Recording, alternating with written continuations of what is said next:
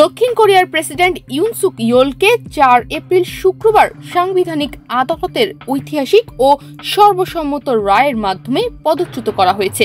এই সিদ্ধান্ত আসে ইউনের সামরিক আইন ঘোষণার 4 মাস পর, যা দক্ষিণ কোরিয়ায় ব্যাপক সমালোচনা ও অস্থিরতা সৃষ্টি করেছিল।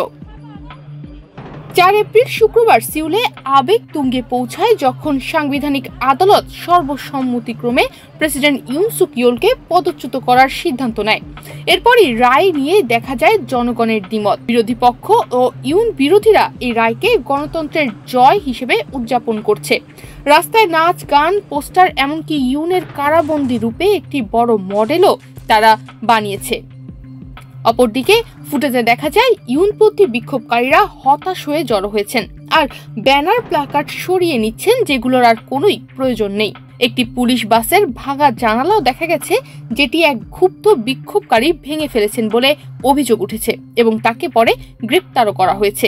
যদিও বড় ধরনের সংঘর্ষ বা দাঙ্গা ঘটেনি, আবহাওয়া ছিল একটু উত্তেজনাপূর্ণ। এই রায় নিয়ে ক্ষুব্ধ এক বিক্ষোভকারী বলেন, সাংবিধানিক আদালত যেন গুপ্তচরদের মতো আচরণ করছে, জনগণের মধ্যে বিভেদ সৃষ্টি করছে। তাদের সবাইকে শাস্তি দেওয়া উচিত। তাদের কাজ শুধু ভুল নয়, অপরাধ। অন্যদিকে ইউন বিরোধী বিক্ষোভকারীরা আনন্দে নাচছেন। কেউ কেউ ইউনকে কারাবন্দী অবস্থায় দেখানো একটি বড় মডেলের পাশে ছবিও তুলছেন। এক উদযাপনকারী বলেন, আমাদের মানুষ অনেক কষ্ট করেছে, রাস্তায় নেমেছে, অনেক কিছু সহ্য করেছে। আমি তাদের সত্যি ধন্যবাদ জানাই। তারা দেখিয়ে দিয়েছে যে আমাদের গণতন্ত্র বেঁচে আছে। এই রায় নিয়ে অনেকে খুশি বা অসন্তুষ্ট হলেও অনেক সিউলবাসী এই বিষয়ে নির্লিপ্ত রয়েছেন। তারা বিশ্বাস করেন যে ন্যায় বিচার হয়েছে। এ বিষয়ে এক স্থানীয় বাসিন্দা বলেন, এটা আনন্দ করার বিষয় নয়, তবে আমার মনে হয় এটা প্রয়োজনীয় ছিল, যদিও সময় লেগেছে।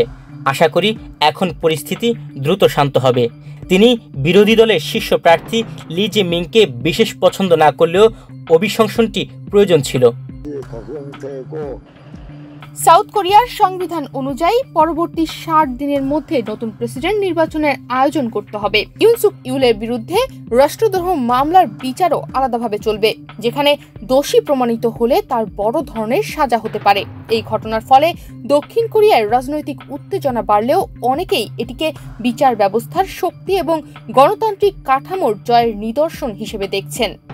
তনিমা রহমান, বাংলাদেশ প্রতিদিন।